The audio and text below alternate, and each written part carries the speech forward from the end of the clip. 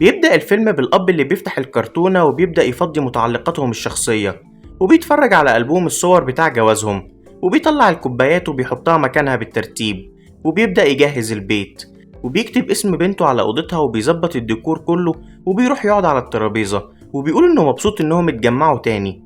بياخد عربيته عشان يجيب مراته وولاده من المطار، بيطلب منه ابنه الصغير يوديهم الملاهي.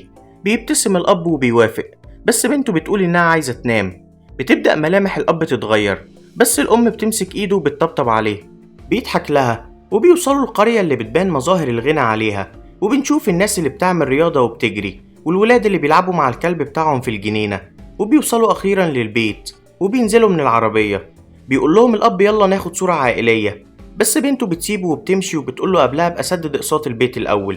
وبتدخل أوضتها، بتروح لها الأم وبتقول لها كل حاجة في الأوضة أبوكي هو اللي عملها بإيديه، بس بنتها مش بترد عليها. بتروح تفتح الشباك وبتقول لها المنظر ده عمرنا ما كنا هنشوفه في بيتنا القديم. بترد عليها وبتقول لها بس هناك كان في جدتي وصحابي ومدرستي. بترد عليها الأم بعصبية وبتقول لها إنها مش الوحيدة اللي ضحت هنا. بترد عليها بنتها وبتقول لها إنها ما طلبتش كل ده. في نفس الوقت الأب أو شخصيتنا الرئيسية بيوري ابنه الأوضة بتاعته واللي بيفرح بيها جدا. بيروحوا كلهم يتجمعوا على ترابيزة الأكل، وبيقول لهم الأب إنه فرحان جدا بإنهم اتجمعوا، بس مش بيلحق يكمل كلامه عشان بنته بترد على التليفون اللي جالها من جدتها عشان تطمن عليها، وبتقول لها إن البيت الجديد بيت عادي جدا ومفهوش أي حاجة مميزة، وكمان مفيش تلفزيون. بيتضايق الأب من كلامها شوية وبيقول لها تقفل المكالمة عشان ده وقت الأكل. في نفس الوقت بيكلمها أخوها وبيقول لها إن في المدرسة بتاعتهم قالوا إن ده تصرف مش لطيف ومش من آداب الطعام.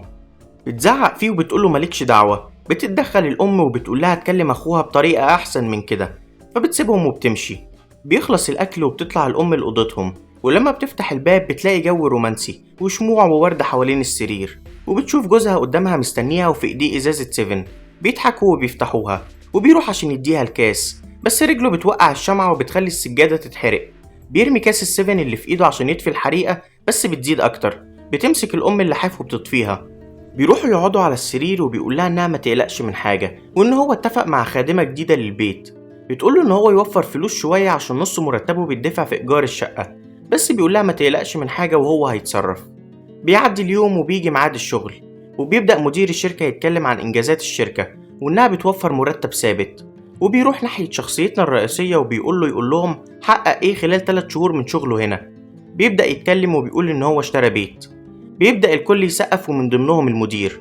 بنرجع للبيت وللأم اللي بتنظف ترابيزة الأكل، بس وقتها بنشوف حد بيراقبها بطريقة غريبة. بص صديقي المشاهد، هو أكيد شبح، إحنا مش هنضحك على بعض يعني. بيجيلها تليفون من أمها وبترد عليها وبتسمعها وهي بتقول لها إنها جابت عربية عشان أحفادها مش عشان جوزها.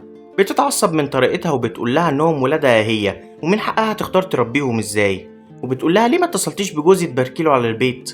بترد عليها امها وبتقول لها ان ده واجب عليه ما عملش حاجه زياده. بتسكت شويه وبتقول لها انا هقفل. بتقفل السكه وبتروح ناحيه الحوض وبتشوف قطه سودا، وبتعرف انها دخلت من باب الجنينه المفتوح. بتحاول تبعدها بس القطه بتبدا تطلع اصوات وتتعامل بعدوانيه، لحد ما بيجي صوت جرس وبتطلع القطه. بتبص الام من الشباك وبتشوف القطه وهي رايحه لست على كرسي متحرك، وفجاه بتبص لها. بتخاف الام وبتبعد عن الشباك. بيعدي الموقف وبيرجع شخصيتنا الرئيسيه من شغله، وبتشوف الأم الهدية اللي جوزها جابها واللي بتكون تلفزيون. بتستغرب الأم وبتقوله أنت بتدلعهم زيادة عن اللزوم. بيبص لها وبيضحك، بس وقتها بيدوس بجزمته على فضلات في الأرض، وبيعرف إنها من القطة السوداء. بيمسك الجزمة وبيرميها عليها، بس بتخبط في عربية جاره. بيطلع جاره وبيسألهم إيه المشكلة. بيقرب منه شخصيتنا الرئيسية ومراته وبيقوله إن مفيش مشكلة، هي بس في قطة وعملت فضلاتها عندهم. بيرد عليه جاره وبيقوله إنها القطة بتاعتهم وبيتأسف له، وبينادي على مراته وبيقول لها تروح تنظف المكان عندهم، بس الأم بتقول له إن مفيش مشكلة، بس جارهم بيبقى مصمم. ومراته بترد عليها وبتقول لها مفيش مشكلة ده شغلها، وبيقول لها تاخد الجزمة كمان وتروح تنظفها. بيعدي اليوم وبيجي الليل، وبتسأله مراته وبتقول له أنت مش شايف إن جارنا راجل غريب شوية؟ بيرد عليها وبيقول لها ملناش دعوة. بيجي وقت الشروق وبيطلع عشان يجري ويعمل رياضة وسط القرية، وبيوصل لبيت موجودة فيه ست وبيسألها فكرتي في العرض اللي قدمتهولك؟ بس مش بترد عليه وبتمشي. في نفس الوقت بيلاقي جوابات كتير واقعة على الأرض، بيلمها وبيحطها مكانها. بيرجع الابن من المدرسة وبتبقى مامته مستنياه وبتاخده عشان ترجع للبيت، بس في طريقها بتشوف عربية الشرطة وناس متجمعة عند بيت، واللي بنعرف إن هو نفس البيت اللي كان عنده شخصيتنا الرئيسية من شوية. بتسمع من الناس إن الشقة دي تعتبر مهجورة، ما عدا راجل أجنبي بيجي فيها في السنة مرة. بنبدأ نسمع في اللاسلكي إن قفل الباب الخلفي مكسور، ولما بيدخلوا بيلاقوا ريحة معفنة جدا والمكان كله فوضى. بيسكت شوية وبنسمع من الضابط إنهم بيلاقوا جثة ست جوه التلاجة، بس وشها محفور من جوه. بتدخل الشرطة والصحافة بتصور الجثة، وبيبدأ الخبر ينتشر في القنوات. بترجع الأم وبتحكي لجوزها على جريمة القتل للخادمة وجثتها اللي في التلاجة. بيستغرب شخصيتنا الرئيسية وبيسكت شوية، وبيقول لها ما تجيبش سيرة لولادهم ولا لمامتها. بيجي وقت النوم وبيطلعوا على السرير وبيقفلوا النور. بتسكت مراته شوية وبتقوله إنها خايفة من حوار الجريمة اللي حصلت دي. بيرد عليها جوزها وبيقول لها طالما في حياة يبقى أكيد في موت، بس محدش مننا بيعمل حسابه. بيقلق من نومه بدري وبيطلع بره البيت وبيكون لسه الشروق والشارع كأنه مهجور. بيبص لساعته وبيستغرب إن مفيش حد في الشارع. بيجري وبرضه مش بيشوف حد قدامه. ولما بيوصل البيت اللي حصلت فيه الجريمة بيلاقي مية كتير بتتسرب بره البيت. ولما بيقرب بيبدأ الكلب ينبح بأعلى صوته ناحيته من البيت التاني. بيرجع وبيحاول يقفل الحنفية المفتوحة، وبيبدأ يتغرق لما الخرطوم بيغير مكانه لحد ما بيقفل الحنفية وبيمشي. بيعدي اليوم وبيرجع بالعربية من الشغل وبيدخل البيت، بس مش بتعدي دقايق وبيسمعوا صريخ واحدة جاي من بره. بتنزل مراته وبنته وبيقول لهم خليكوا في البيت. بيطلع يشوف واحدة عندها حالة هستيرية وبتطلع على نقالة عشان تروح المستشفى. بيبص ناحية الشباك وبيشوف بنته. بيجي تاني يوم وبيوصلها المدرسة بالعربية، وبتقوله مات شخص قريب مننا وانت ما قلتليش. بيسكت ومش بيرد عليها. في نفس الوقت بتيجي الجنازة على روح الميتة، وبتسمع من الناس انهم بيقولوا ان البيت ده اتباع بعد جريمة القتل اللي حصلت. بيبدأوا يصلوا، بس واحد منهم بيبدأ يبص بطريقة غريبة على حد مش موجود. بتبص الأم ومش بتلاقي حد، ولما بتبص عليه بتلاقيه جاتله حالة هستيرية وبيبدأ يترعش بطريقة مش طبيعية. بتبص ورا تاني وبتشوف رجلين حد واقف بعيد بس بيختفي بسرعة. بيعدي اليوم وبتسأله مراته هي الخدامة اللي ماتت هي دي اللي كنت هتجيبها؟ بيسكت شوية وبيقول لها إنها ماتت فمش مهم الكلام ده دلوقتي. بيسألها عن ولادهم، بتقوله ابنهم الصغير نايم، بس بنتهم بره بتحل واجباتها مع صاحبتها، بس مش بيعجبوا الكلام عشان الوقت اتأخر. في نفس الوقت بيجي تاكسي يخش القرية بس بيقف فجأة وبعدها بيكمل. بيطلع عامل الأمن وبيسأله وقفت فجأة ليه؟ بيرد وبيقوله إن هو شاف واحدة بتعدي الشارع وكويس إن هو وقف في الوقت المناسب. بيبص راجل الأمن بس مش بيلاقي حد وبيخليه يدخل القرية. بيجي معاه وردية ضابط الأمن وبيعدي بالعجلة بتاعته، وبيشوف بنت قاعدة في نص الطريق، ولما بينادي عليها مش بترد عليه. بيطلع الكشاف ولما بيجي عليها النور إيديها بتنزل وبتختفي، وفجأة بيظهر شبح من جنبه. في نفس الوقت الأب بيكون صاحي ومستني بنته اللي اتأخرت. بتطمنه مراته وبتقوله إنها اتصلت وجاية. بيروح يطمن على ابنهم وبيقفل الأوضة. بيسمع صوت جاي من تحت وبيفتح النور، وبنشوف شبح معدي قدامنا، بس شخصيتنا الرئيسية ما خدتش بالها، واحنا كمان هنعمل ما خدناش بالنا. بينزل وبيلاقي انه خبط الباب بسبب الهوا. بيقفله وبيروح يقعد وبيشغل التكييف، وبيشغل معاه خاصية التعرف على الأشخاص، فبيتثبت ناحيته. بس مفيش ثواني وبيبدأ يتحرك من مكانه، وكل ما يرجعه ناحيته بيفضل يتحرك الناحية التانية. بيبص جنبه وبيلاحظ وجود شخص تاني واقف. بيحرك النور ناحيته فبيلاقيه بيجري وبيطلع سكينة. شخصيتنا الرئيسية هي كمان بتمسك سكينة، بس مش بتلحق تعمل حاجة عشان الشخص المقنع ده بيرميه بالإزاز على دماغه وبيهرب. بيتصل بالشرطة بس بيقول لهم إن هو ما سرقش حاجة. بعدها بنتهم بتيجي وبيسألها إذا كانت اللي بتذاكر معاه ده ولد ولا بنت. بتقول له وانت مالك؟ بيبدأ يتعصب عليها بس بتتدخل الأم عشان تهديه، والبنت بتطلع وبتسيبهم. بيجي تاني يوم وبيروح يشتري مسدس. في نفس الوقت مراته بتروي الجنينة وبتسمع صوت من عند جارهم. بتقرب وبتسمع صوت ضرب وتكسير، ولما بينزل جارها بتشوف علامات دم على قميصه. ولما بتلف عشان تمشي جارها بياخد باله وبيبصلها وبعدين بيمشي. بتستناه يمشي وبعدين بتطلب من مراته تيجي البيت زيارة، وبتشوف آثار الضرب عليها. وبتسأل عن أم جوزها اللي قاعدة على كرسي متحرك، وبتعرف منها إنها حالتها صعبة. بتسكت الأم وبتقول لها إن بيتهم دايما مفتوح ليها. بتسكت شوية وبتطلب منها خدمة. في نفس الوقت بيجي الولاد اللي بيلعبوا مع القطة وبيعرفوا إن في كاميرا متعلقة على رقبتها. بيطلع معاهم الأب وبيتفرجوا على الصور من الكاميرا اللي متعلقة في رقبة القطة.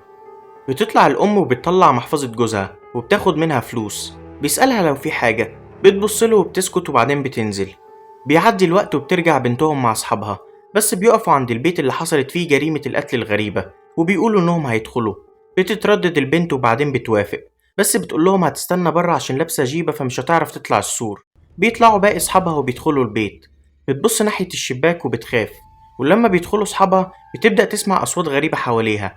بتتصل بصاحبتها اللي جوه بس مفيش شبكة. بتشيل القفل وبتدخل البيت بس مش بتلاقي حد. بتنادي عليهم بس مفيش حد بيرد. بتوصل لتليفون صاحبتها، ولما بتلف بتلاقي صحابها بيضحكوا عليها وبيقولوا إنها جبانة. بيقفلوا عليها باب الأوضة وبيسيبوها وبيمشوا. بتفتح الباب وبيتفتح بس بتشوف شبح واقف وراها وبيحط ايده على كتفها. بتصرخ وبتجري على بيتها وبتطلع تقفل باب اوضتها. في نفس الوقت بيزعق لها ابوها عشان رجعت متأخر تاني، وده بيخلي ابنهم الصغير يصحى، فبيبدأ يهدى شوية. بيعدي اليوم وبيجي وقت الفطار، وبيسأل بنته كنت فين امبارح. بتقوله انها شافت شبح هي واصحابها في البيت اللي حصلت فيه جريمة القتل. بيتعصب الاب وبيقول لها شوفي حجة احسن من دي، سيبي فطارك وروحي المدرسة. بتقوم البنت ومعاها الام، وبيبدأ الابن الصغير يعيط وابوه بيطبطب عليه. بيعدي الوقت والأم بتروق الترابيزة وبيقع مج يتكسر. بترد على مامتها في التليفون وبتقول لها حفيدتي شافت شبح وانتوا ساكتين. بترد عليها وبتقول لها انها كدابة، وكمان دي مشكلة جوزي طبعا صح. بترد عليها وبتقول لها انها أنانية عشان سايبة ولادها في مكان زي ده، وبتقول لها لولا انك كنت حامل منه ما كنتش جوزتهولك، ولو ابوكي عايش ما كانش وافق. في نفس الوقت بيكون الأب في الشركة، وبيجي مديره يقوله ان القبض هيتأخر الشهر ده. بيرجع البيت وبيعرف ان بنته لسه بره. بيتعصب وبيقول إنها تربية جدتها. بيلاقي مراته زعلت وبيروح يراضيها وبيسأل عن عنوان صاحبة بنتهم. بيجي المشهد على بنتهم وهي قاعدة مع أصحابها وبتحكي لهم عن الشبح اللي شافته. بيقرب واحد من صحابها وبيخضها. بتطلع على السرير وبتضربه بالمخدة. في نفس الوقت الباب بيخبط وأبوها بيشوفها بالمنظر ده. بياخدها معاه في العربية وبيقول لها هي دي المذاكرة اللي بتذاكريها؟ ما تعلمتيش الأدب من جدتك؟ بتقوله أنا اتعلمت منها أكتر من اللي اتعلمته منك، وكمان شوف عيوبك قبل ما تتكلم معايا. بيقول لها كل ده عشان انت كدابة. بتقوله انها شافت الشبح فعلا، وان الناس كلها عارفة ان البيت مسكون الا هو، وبتبدأ تستفز فيه. بيدوس بنزين على اعلى حاجة وبيقف عند البيت المسكون وبياخدها معاه جوه البيت، وهي مش عايزة تدخل وخايفة، بس بياخدها بالقوة وبيدخل بيها البيت، وبتقع وايديها بتتجرح من الازاز المكسور. بتبصله وبتجري بره البيت. بيروح وراها بس بيلاقي الباب مقفول، ولما بيلف وراه بيشوف خيال حد بره البيت، وبيبدأ يسمع أصوات غريبة، وبيشوف حد بره البيت، ولما بيطلع مش بيلاقي حد. وبيرجع البيت بالعربية. بيعدي اليوم وبيلاقي بنته محضرة شنطتها، وبيعرف من مراته إنها هتبات عند صاحبتها وترجع آخر الأسبوع. ولما بيعترض بتقوله أحسن ما جدتها تعرف وتاخدها تاني عندها. بيروح الشركة وبيلاقيها مقفولة، ولما بيتصل بمديره بيعرف إن الموضوع كله كان نصب في نصب. في نفس الوقت بنشوف صاحب الشغل القديم بتاع مراته قاعد معاها وبيحاول يلمس ايديها وهي بتقدم له الشاي، وبيقول لها ان هو عاوزها تاني في الشغل وان حياته في فوضى من غيرها. بيرجع شخصيتنا الرئيسية وبيشوف العربية طالعة من قدام بيته، ولما بيوصل بيشوف مراته بتغسل المج وبتسأله ايه اللي جابك بدري. بيسكت شوية وبيقول لها ان هو حاسس بإرهاق واخد اجازة، وسابها ودخل الأوضة. بيلاقي السرير متكركب، وبيروح ناحية مسدسه، ولما بتدخل الأوضة عليه بيضربها رصاصة في دماغها. بيجري ناحيتها وبتفتح عينيها كأنها شبح. بيفوق وبيعرف إنه مجرد تخيل في دماغه وبيقفل الدرج تاني. بيروح السوبر ماركت وبيتصل بكل وظائف الشغل المعروضة، بس كلهم مش متوافقين معاه. ولما بيطلع بيلاقي مطلوب للتعيين فورا. بيقبل الشغل في السوبر ماركت، وبيسمع شباب بتتكلم عن الأشباح اللي في البيت المسكون اللي حصلت فيه جريمة. بيروح لهم وبيلاقيهم بيسرقوا. بيمسك واحد فيهم وبيبدأ يضربه. بيجوا يمسكوه بيقولوا المدير إن هو مطرود، بس بيرد عليه وبيقوله إنه مش هيسيب الشغل عشان لازم يأكل عيلته، وبيروح يكمل شغله. بيرجع البيت وبيلاقي دفتر التوفير بتاع ولاده الاتنين وبيحطهم في جيبه. في نفس الوقت بيسمع صوت ابنه بيصرخ، ولما بيدخل اوضته بيلاقي ابن جاره قفل عليه الدولاب. بياخده معاه وبيروح لجارهم وبيقوله اللي حصل. بيدخله الراجل وبيضرب ابنه بالقلم. بيبصله وبيقوله راضي كده. بيرجع البيت وبيلاقي الكاميرا بتاعت القطة واقعة على الأرض. بياخدها وبيحطها على اللاب وبيشوف الصور، وبيلاقي صور جوه البيت المسكون. بيقرب في الصور وبيلاقي شخص بيظهر فيهم، وبيفضل يقرب وبنعرف إنه الشبح. بيكمل تقليب وبيلاقي ابنه بيظهر فيهم. بينادي على ابنه بس مراته بتيجي وبتقوله ابنك بيلعب مع أصحابه. بيطلع يجري بسرعة زي المجنون ناحية البيت المسكون. بيدخل جوه وبينادي على ابنه بس محدش بيرد، لحد ما بيسمع صوت جاي من التلاجة. ولما بيبص لتحت بيلاقي آثار دم، وبيلاقي خبط من التلاجة من جوه وبيشوفها بتترج قدامه. بيستجمع شجاعته وبيفك اللزق. في نفس الوقت بيجيله تليفون من مراته وبتقوله ابنك في البيت. بيخاف وبيبص للتلاجة اللي بتفتح فجأة، بس بيقفلها بسرعة برجله وبيجري ناحية البيت. بيدخل وبيسأل ابنه ليه دخلت هناك. قال له ان ابن الجيران صاحبه طلب منه يجيب له القطة من جوه. بيتعصب الأب وبيروح لجاره وبيقوله على اللي حصل. بس مش بيلاقي رد فعل منه غير انه بيقوله خلي بالك ما تتدخلش في حياتنا واهتم بعيلتك. بيتعصب اكتر وبيقوله طب هات الفلوس اللي عطيتها مراتي لمراتك وبعدها نشوف مين اللي مش مهتم بعيلته. بيدخل يجيب الفلوس وبيرميها في وشه وبيزقه. وقتها بيشوف القطة جوه بيته وبيجري عليها وبيخبط راسها في الباب كذا مرة لحد ما بيتأكد انها قطعت النفس. وبيعدي اليوم وبيروح الشغل، ولما بيروح يحاسب الزباين بيلاقي بنته وبتعمل نفسها مش عارفاه وبتحط له الفلوس وبتقوله خلي الباقي عشانك. بيرجع البيت وبيلاقي مراته بتحط دفتر التوفير اللي اتصرف على الترابيزة وبتسأله مفيش حاجة مخبيها عليا؟ بيقولها انه عنده مقابلة شغل كمان يومين وهيرجعهم اول ما يكون معاه فلوس. بتسيبه وبتمشي وبتدخل المطبخ وبتقوله انها راجعة الشغل والمدير فتح فرع جديد هنا. بيقولها ترجعي الشغل ولا ترجعي له؟ بتمسك الاكل وترميه في الزبالة وبتسيبه وبتطلع اوضتها، وكل واحد فيهم بينام في اوضه لوحده. بس وقتها بيسمع صوت جرس غريب جاي من بره، ولما بيطلع من الشباك بيعرف انها ام جاره. بس الغريب انها بتمشي على رجليها مش بالكرسي المتحرك. بيجي اليوم الجديد وبيكون في مقابله شغل، بس بيجيله تليفون من البيت مهم. بيسيب المقابله وبيرجع القريه. بيعرف ان جاره قتل عيلته كلها بسبب الديون اللي عليهم، وبنشوف جثه منهم تعتبر ملامح وشها مش موجوده. بيدخل بيته ومراته بتقوله انها مش قادره تعيش هنا تاني. بيقول لها نمشي نروح فين؟ ده بيتنا. بتقرب منه وبتقوله انت مش واخد بالك من اللي بيحصل لنا؟ دي تاني جريمة تحصل، في حاجة غلط في المكان ده. بتكمل كلامها وبتقوله تعالى نسافر ونبدأ من جديد. بيقعد على السرير وبيقول لها بس ده مش سهل، وكمان مش بعد الفلوس اللي دفعتها في البيت هنا، كده هيتبقى لي ايه؟ بتقرب منه بحنية وبتقوله لسه انا عندك وكمان ولادنا، المهم نكون مع بعض حتى لو في شقة ايجار. بيقول لها ان امها هتبصله باحتقار. بتقوله ما تهتمش ليها وتعالى نرجع وانا كمان هساعدك لما ارجع الشغل. بيقف وبيقول لها عايزه ترجعي له؟ وحشك قوي كده؟ بتقول له ان مفيش بينهم حاجه على الاقل من ناحيتها، وانها تقبلت كلامه اول مره عشان كان متعصب، بس دلوقتي مش هتتقبله. وبتسيبه وبتمشي وبتدخل تنام جنب ابنها اللي بيشاور للطفل الشبح اللي قدامه انه ما يعملش صوت. في نفس الوقت بيبدأ الاب يشوف شبح جاره من الشباك. بيجي الصبح وبينزل شخصيتنا الرئيسيه بالعربيه وبيشوف الناس بتبدأ تعزل، حتى فرد الامن ما بقاش موجود. في نفس الوقت بتنزل الام وبتتخبط في الالعاب بتاعت ابنها وبتتعور، وبتنادي عليه وبتقوله ازاي يسيب الالعاب كلها بره بالمنظر ده. بيقولها مش انا، ده ابن جارنا. بتمسكه وبتقوله ما تكدبش، بس بيرد بكل ثقه انه مش كداب. بتبدا تضربه وتعنفه لحد ما بيدخل الاب وبيشيله وبيقولها تضربيه ليه؟ انتي اتجننتي؟ وبيسيبها وبيطلع فوق. بتعيط وبتتصل بامها وبتقولها انها هترجع. بيبدا الاب يبني المرجيحه وبترجع بنته، ولما بتدخل بتقولها امها حضري شنطتك عشان هنرجع. بتروح تلم الغسيل، بس بيطير شراب منها على البيت اللي جنبهم وبتنط السور عشان تجيبه. وقتها بتلاقي تراب على الغسيل بتاعهم وبتستغرب. بتاخد الشراب بس الباب بيفتح فجأة وبتوطي على الأرض بتشوف رجلين حد، وبتعدي قطة سودا قدامها بسرعة. ولما بتقرب منها بتكتشف إن نص وشها طاير، وبتشوف شبح الست العجوزة وبتصرخ. بيودوها المستشفى وبتكون في حالة انهيار عصبي. بتعيط الأم، ولما بيحاول الأب يواسيها بتزعق وبتقوله إن هو السبب في كل ده، وبتسأله أنت بتحب البيت أكتر مننا؟ وبتكمل وبتقوله يمشي، وبتقوله إن بنتهم حظها وحش جدا عشان واحد زيك يكون أبوها. بيمشي الأب وبياخد معاه ابنه. بيرجع البيت وبيحطه على السرير وبيغطيه. وقتها ابنه بيطلب منه ينام جنبه وهو بيوافق. بيسأله عجبك البيت الجديد؟ بيقوله آه بس البيت القديم أكتر. بيبتسم الأب وبيفهم وبيناموا. ولما بيصحى على صوت الشتاء والمطر مش بيلاقي ابنه جنبه. بيدور عليه في كل حتة بس مش بيلاقيه. بيتصل بمراته وبيسألها إذا كانت جت وأخدته، بس في نفس الوقت بيلاقي الشبشب بتاعه عند جارهم. بينط السور وبيدخل بيتهم وبياخد المسدس معاه. بيروح ناحية الرسمة وبيشوف صورتهم. في نفس الوقت بيلاقي ابن جارهم واقف قدامه بس بيتحاشى انه يبصله وبيداري وشه بالرسمة. بيسأله لو ابنه هنا، بيحرك راسه بانه في نفس الوقت بيمسك الرسمة يقطعها من النص عشان يشوف وشه اللي بقى محفور ومفهوش ملامح. بيخاف الأب وبيطلع فوق بسرعة وبيدخل أوضة كلها تماثيل عرض، وبيلاقي مرات جاره بتمسكه من إيده. بيهرب منها بسرعة وبيدخل أوضة تانية وبيشوف فيها آثار دم في كل حتة، وبيلاقي رجلين ولما بيجري ناحيتها بتطلع تمثال عرض. ولما بيلف بيشوف جاره ماسك المسدس وعمال بيعيط وحواليه كل جثث عيلته. بيحاول شخصيتنا الرئيسية يرجع لورا عشان ما يشوفهوش، بس بيخبط في الشباك وبيسمعه وبيقوم يقف قدامه. في نفس الوقت بتيجي الأم وتدخل وبيتحرك ناحيتها الكرسي المتحرك. بنرجع للأب اللي بيسأل عن ابنه، ولما بيقرب الشبح بيضرب ناحيته بالمسدس. وقتها بنشوف إن ابنه جوه الدولاب بس خايف يطلع، وبنشوف شبح الجار بيبدأ يتحرك حوالين الأب. بيمسك الأب المسدس وبيوجهه.